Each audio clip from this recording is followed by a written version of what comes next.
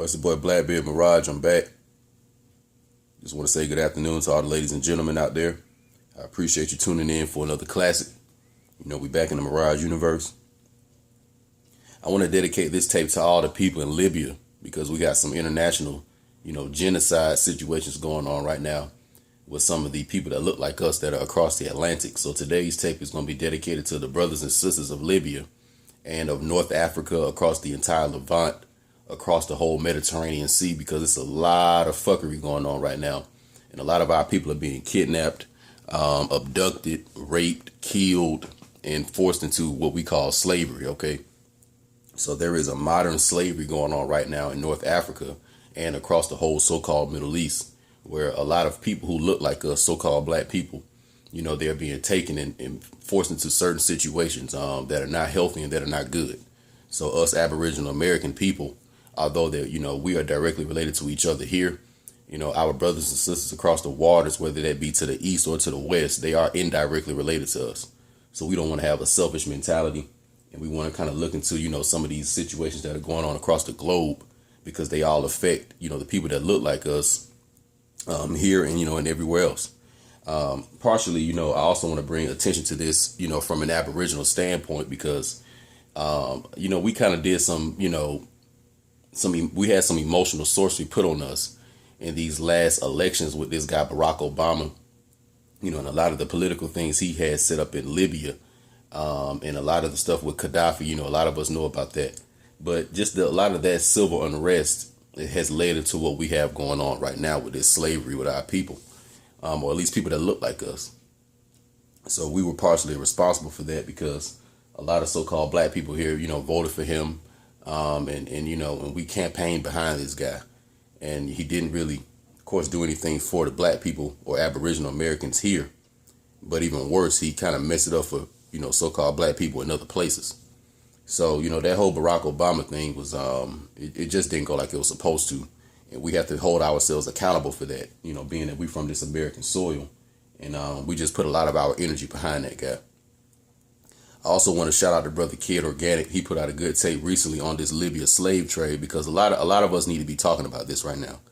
This is something that's very, very serious, and this is something that can affect all of us, as so-called black people, because at the end of the day, these other ethnicities and other nationalities, when they see copper-colored people, all they think of is a slave history, and they think of us being in this servile position, So just because this is going on with the people in Libya, the way I think this shit can pop off anywhere, because if you are familiar with a lot of the Hebrew Psalms, and you are familiar with a lot of the different stories and the different, brief stories in Psalms, one of them even talks about the nations that conspire against Israel. Okay, so that's a homework assignment. You got two homework assignments. The first homework assignment is I made a tape called Fall of Man, dealing with the Moorish Harems. It's called Fall of Man, dealing with the Moorish Harems. Homework assignment is to look at that tape over again. And another homework assignment is to look into the Psalms that deals with the conspiring nations against Israel. And I want you to actually find this on your own, so I'm not going to tell you which Psalm it is. So just go look it up. And it's, it's throughout the Bible. But I just want you to read and research a little bit about the different conspiring nations against Israel, or the Aboriginal Hebrews. Because that is also part of what we're dealing with. So those are the two homework assignments. Look up the conspiring nations against Israel, and look up my tape dealing with the Fall of Man, the Moorish Harems. Okay. Now that tape is very, very important. You'll see why in a little bit. So what I wanted to do in this tape, dealing with this whole Libyan slave trade, I kind of wanted to go over some history regarding the quote unquote Arab people, or who we call in the modern world, quote unquote Arab people. Look into who are these people, where did they come from? And the hatred that they have for Aboriginal people or Moors, Now, in this tape, we should kind of be a little more familiar about the word Moor, all right? First of all, this word Moor has been used in a variety of ways, but right now we are identifying the copper-colored Aboriginal people of the planet, irregardless of the continents they are from. The word Moor was used to represent the high priest class of these copper-colored people. The word Moor was used to describe the Islamic Moors. The word Moor was used to describe the European Moors under the Holy Roman Empire. And the word Moor was used to describe the Aboriginal indigenous Amaru, Meru, or the Americans, which are us. So just because I use the word Moor, don't get this confused with one screenshot of history. You have to kind of connect all this. And before I go too deep, I want you to think about this. When you research the Moors, a lot of the things you will hear really will only pertain to the Islamic Moors, okay? But like I just said, if Moors were only Islamic, why, when you look up the ancient Holy Roman Empire or the old Holy Roman Empire, they will come across the different Moorish kings of Croatia, the Moorish kings of Scotland, the Moorish kings of Germany, the Moorish kings of Bavaria. So if Moors were only Islamic, then they wouldn't be identifying these Holy Roman Empire Moors or copper-colored people as Moors, because they weren't Islamic. A lot of them were Orthodox Christian, and a lot of them dealt with Judaism as well. So just because a person is being called a Moor, it doesn't mean that they are a Muslim. The same way with us here, Aboriginal Americans. They refer to us as the Amaru Meru or the Meru, or another word for Moor. But a lot of the brothers here were Islamic. A lot of them were Hebrew. A lot of them were Orthodox Christian. And we had a variety of other mystery systems and religious spiritual systems to connect us to the heavens and to connect us to even the hell, the underworld, the duat. You know what I'm saying? So the word Moor, it doesn't just mean Islamic black people. Okay, so we don't want to put that in our minds. So we need to go deeper into the history of the Arab people. First of all, I have some pretty good background on this because in the past few years, I've met a lot of people from over there. As I've said in previous tapes, I met a guy that is from Syria. He is a pretty cool guy. And I met a guy from Afghanistan. He's a pretty cool guy. Now, if you all were to see these people, you would say that, oh, these are Arabs. These amalgamated people. And we'll go into the amalgamation. And I also have met a young woman that I've, kind of been dealing with, but she's from Saudi Arabia, believe it or not. And she knows multiple languages, and she hadn't even really been over here that long. So it's a little, it's a Saudi Arabian chick I've been dealing with. But if you all were to see her, you would call her a so-called black woman. All right. So she has a copper colored skin tone, just like we do, but she kind of looks Ethiopian. You know what I'm saying? She looks Ethiopian. But I was talking to her one time, and and she has lived in multiple places over there. She's been to Mecca multiple times, etc. So she's not, Americanized like that. But she told me about, how a lot of the Americans, when we go over there, that, they somewhat idolize a lot of us. In particularly what I've seen on the internet, a lot of the black men that go over there. I've seen Floyd Mayweather go over there, and he was, highly admired. And I saw the brother Kevin Gates. One time I saw Kevin Gates go to Morocco, and, Kevin Gates said he's Islamic, but, them people were just parading around him like he was a god or something like that. And the reason why is because the original Arab, or the original people from Saudi Arabia, the Levant, or what we call these different Arab nations, these were so-called black people originally. And the culture that you all know of as Muslims or Islam, that is still an extension or a branch off of the ancient cultures that we all come from. Another problem and another thing that'll help you understand this conflict that we have with these Arabs of today, you have to go back into the story of Abraham and Sarah and Hagar, all right, and dealing with their offsprings of Isaac and Ishmael. That will also help you understand this conflict we have going on, because believe it or not, the Hebrews and the Muslims are actually related. The Hebrew culture and the Islamic culture are actually very, very closely related. I remember talking to the guy from Syria, and he was telling me that, a lot of the different, I guess you can say, bullet points of Islam were actually taken from Hebrew, the Judaic culture. And we know that. Abraham is the patriarch not only for Christianity, but also for Judaism and also for Islam. So you already have that relation right there. And a lot of the people that were from Arabia or ancient Arabia, they were dealing with different forms of polytheism, and they had a lot more older ancient cultures. So Islam is just a more recent, updated version of the Hebrewism, what we call the Orthodox Christianity, and even the ancient Egyptian mystery system. Okay, so Islam is just the more updated version of that. And our people created Islam. That is basically the most recent mystery system that we have created. And the original people of Arabia used to look like us. All right, so that's your first bullet point, is that the original people of Arabia and the original Arabs are so-called black people who created the Islamic culture. So that's the first thing. What I want you to think about now is that, well, if the original people of Arabia were so-called black people or copper-colored melanated people, the people that are indigenous now. I'm talking about the autochthonous, indigenous, aboriginal people of the Levant, or what we call in Arabia, what we call in Iraq, what we call in Iran, what we call in Yemen, that whole area. These are copper-colored aboriginal so-called black people now. So the original people there look like us originally. But if you look there today, all you see is these mixed-looking Arab people. Now, one day, me already knowing this history, I kind of wanted to see if they know their own history about where they came from. So the guy that's from Syria, when I was talking to him one day, and I asked him, I said, do you know basically where your ancestors are from? And he kind of stumbled around a little bit, but he couldn't give me too much information. He kind of just said that they had always been in the area, but he couldn't go back too much, too far. And I had to kind of explain to him that, that his people actually are an amalgamated version of what we are, okay, so-called black people, and that he actually is a result of the different Moorish Harems from the past, okay? So this is your first bullet point that you need to remember. The Arabs that you see today, these mixed-looking people, they are actually the descendants of the men and women who were created in those harems that were ruled by the Moors of the Ottoman Osman Ali Empire, okay? That's your first thing. These Arabs are the offspring of those Moorish emperors and those Moorish sultans, those Moorish emirates, okay? Those Moorish black men. These Arabs that you see today are the mixture between those Moorish black men and those European concubines that they had, okay? Now, when you look into my tape dealing with the fall of man and the Moorish harems, you will get a deeper insight into this history. Because there's a book called The Imperial Harem by Leslie Pierce. There's a book called The Imperial Harem by Leslie Pierce. The Imperial Harem by Leslie Pierce. And in this book, it talks about the Ottoman Empire and just the different, politics of the concubines in that empire. And in a minute, I will read you a small excerpt from it so you can get an understanding of what I'm talking about.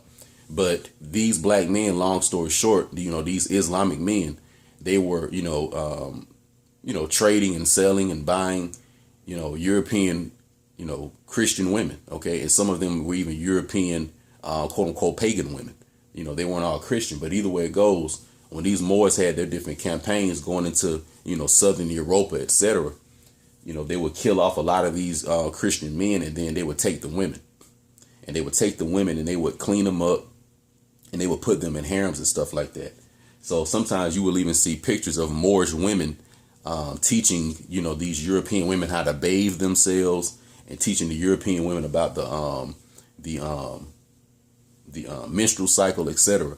A lot of this is that history that you see in those pictures. So sometimes when you look up those Moorish pictures of those harems, and you'll see black women teaching those, European women how to basically take care of themselves with the hygiene.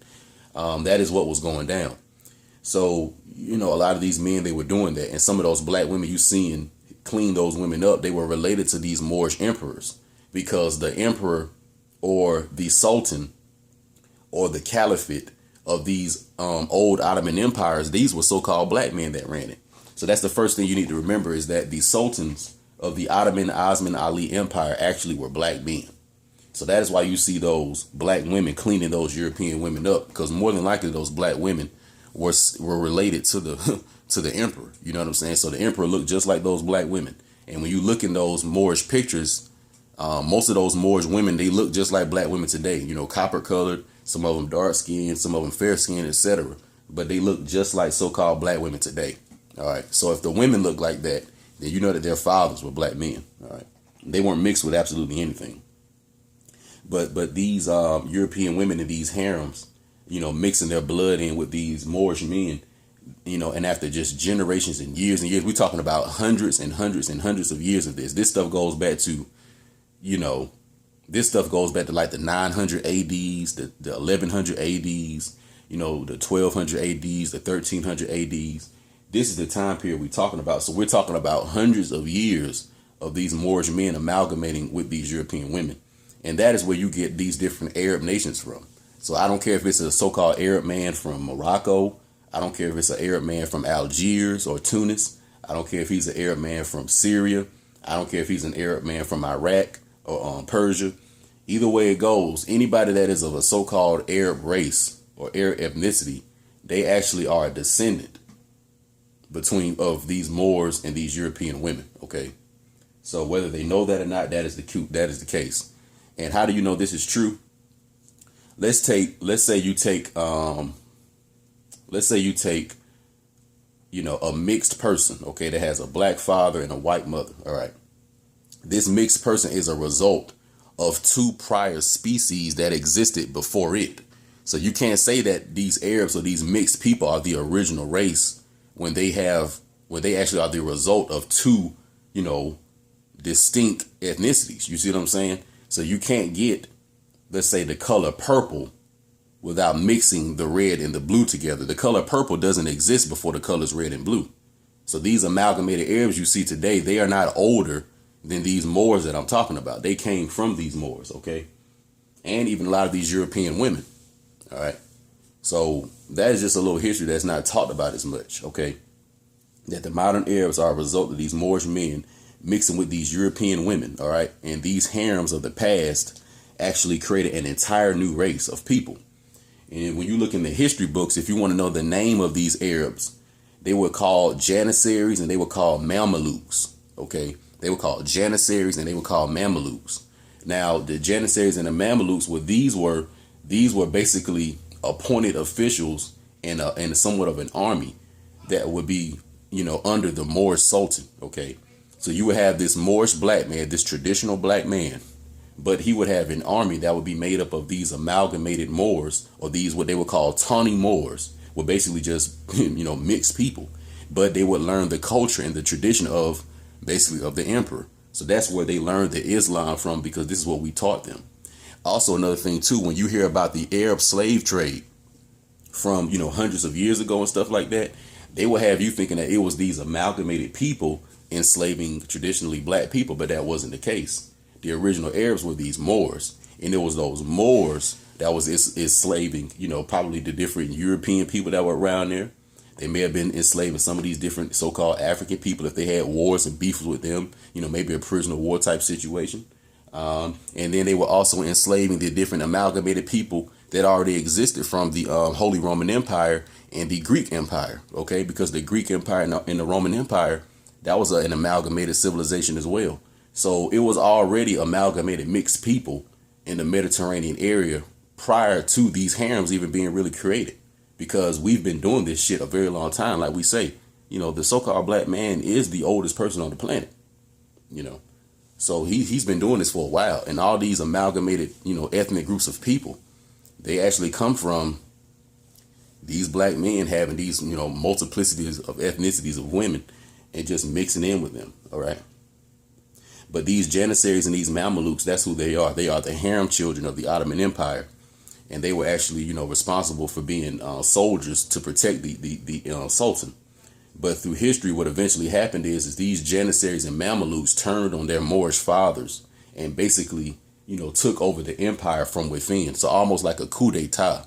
You know how you have a coup where the military would turn against, the government. That's a lot of what happened.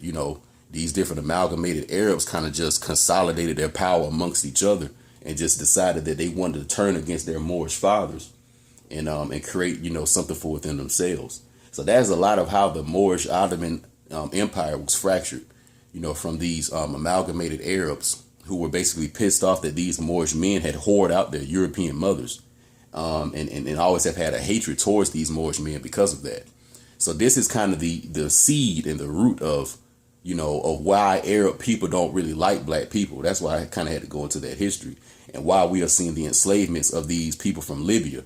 Because believe it or not, a lot of these people that you see in Libya today, they are the descendants of those 100%, copper colored, fully blooded Moors from the old world that I'm talking about. Just like we are today. See, anybody that you see today that is 100% so-called black person, whether they be jet black, whether they be a copper colored skin, bronze skin, whether they be fair skin, or whether they may be even a little light skin complected, or complexion rather, we are all still descendants of these Moors. So yes, when I do a DNA test, yes, my blood may say it's a certain percent African American, which is really Aboriginal American. Then they may say it's a certain percent that's European. And then it may say a certain percent, let's say that's, Middle Eastern. Okay. What they got you thinking is that the European person is a Caucasian and that the person from Middle East is this amalgamated Arab and that the African American is a so-called black person. So when you see me today, you thinking that I'm a mixture of all that. But that's not the case. You see what I'm saying? The African American person was a copper colored person. The person from Europa was a copper colored person. And the person from the Middle East was a copper colored person. So anybody that is black today, you actually are a descendant of these Moors. Whether you know that or not, or whether you like that or not, it really doesn't matter. That's why a lot of us in America here have these, what they say, English last names, because a lot of these European Moors actually were connected to these bloodlines here in America. So a lot of the reason why we speak English and we have these last names, yes, some of it was because of the forced Christianity, but you got to remember a lot of those bloodlines in Europa, those Moors had these last names already, and you're related to them. So moving on, like I said, these amalgamated Arabs have hatred for Moorish men because of what you basically did to their mothers. Okay. And now I want to read into the Ottoman Empire a little bit. So let's look at this. Why the amalgamated Arab comes to America and looks down on black people. We are indirectly related to the old Moors of the Ottoman Empire. As I said, the Aboriginal Americans were trading with these Moors and already have had established connections over here. So we've been dealing with these European and these Islamic Moors from the Ottoman Empire for hundreds of years, if not thousands of years. What many don't know is Europeans were also imported here as slaves too, under jurisdiction of both the European Holy Roman Empire Moors and the Islamic Empire Moors of the Ottoman Empire. So the Ottoman Empire Moors and these Moors under the Holy Roman Empire, they were sending these Christian slaves over here too to work on plantations, because they would try to probably get a little land deal from us and get some property so they could set up their own farms and plantations. And they would send these Christian slaves over here to work on these plantations. Okay, that was Islamic Moors and that was Holy Roman Empire Moors doing that.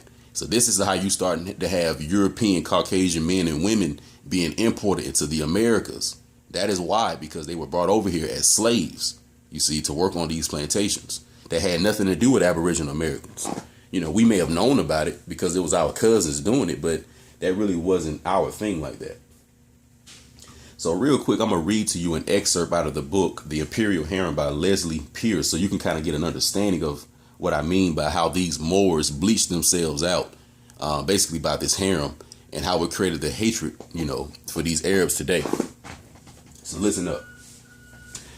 When one of the maidens or one of the concubines becomes pregnant by the monarch, her salary is increased and she is honored and elevated above the others and is served as a lady.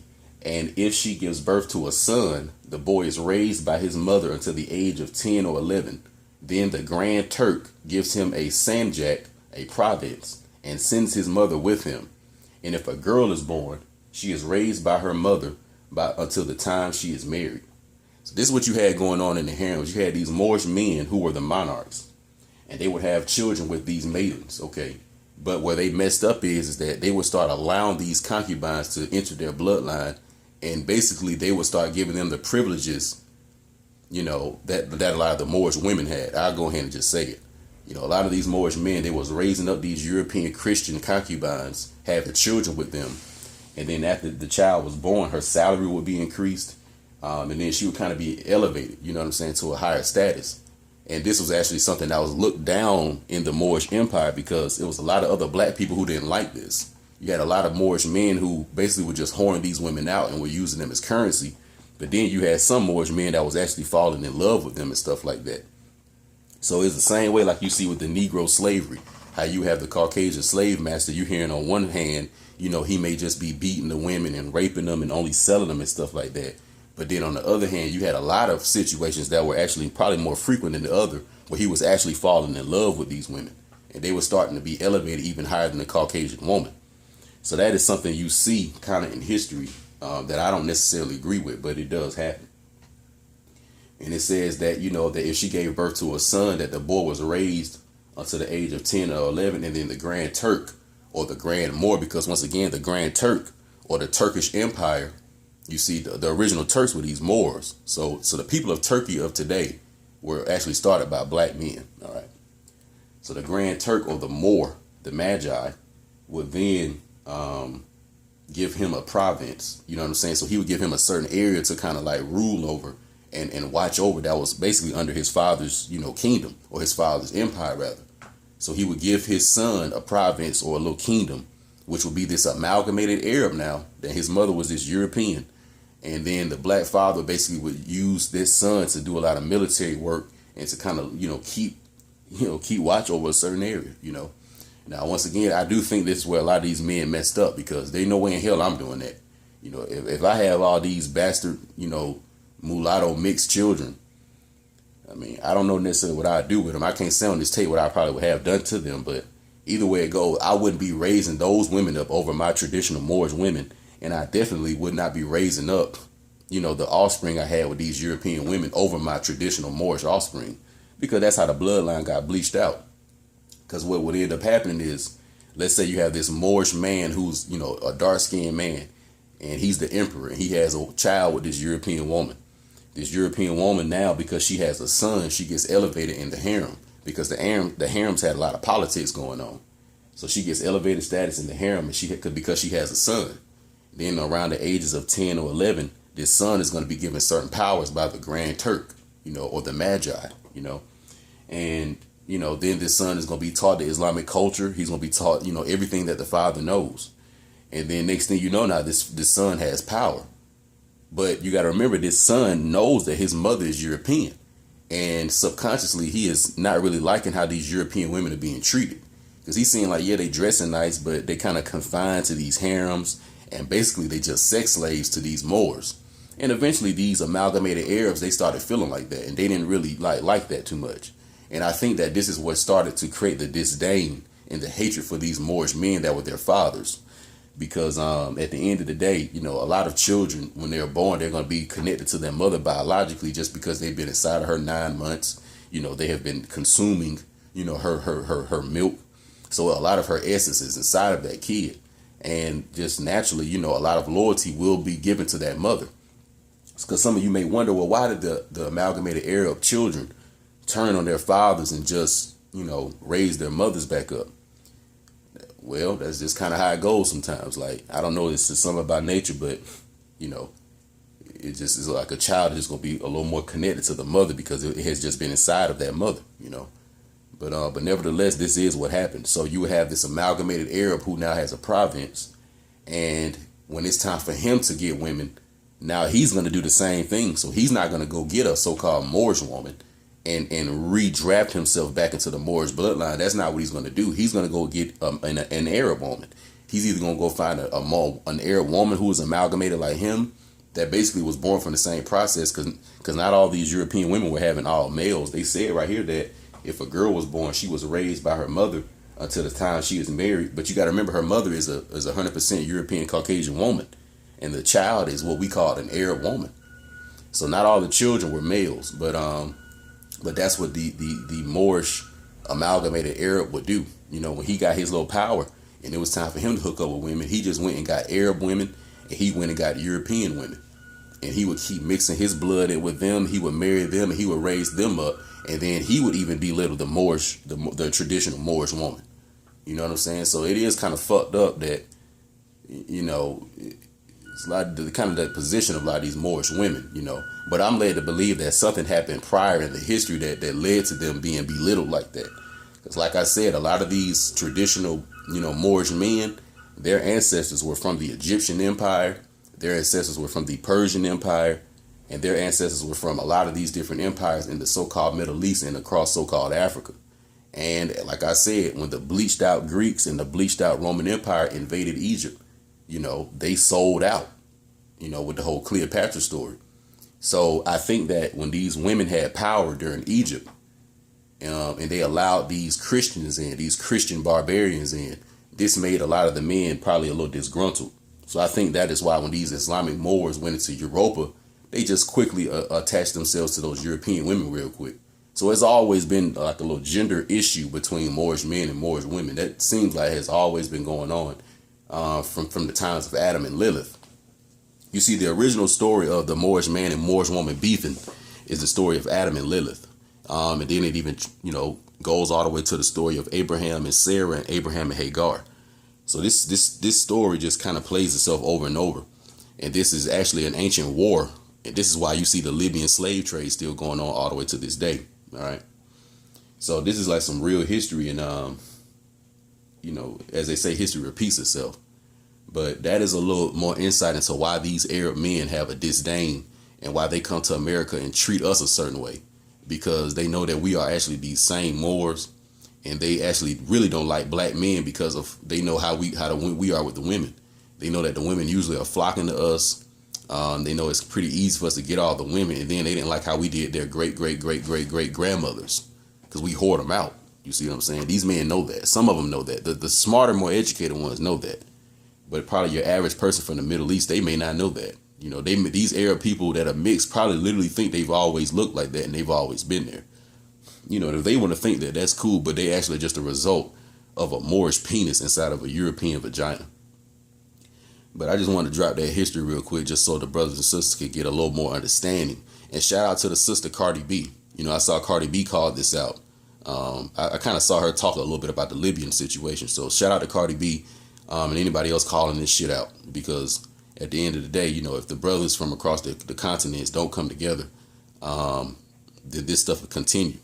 Because when you read about the conspiring nations against Israel, you'll see what I'm talking about. They're going to always conspire against you. The European Caucasian man is going to always hook up with the amalgamated Arab, who's going to always hook up with the bleached up Chinese man, who's going to always hook up with the bleached out East Indian man. And they're going to always conspire against the Aboriginal copper-colored Moor, no matter where he's from. You see? So this is just a deep history, man. But look more into that and, check out my tape on the fall of man and the Moorish Harems. But, as usual, stay tuned. Hope you enjoyed it. I'm out.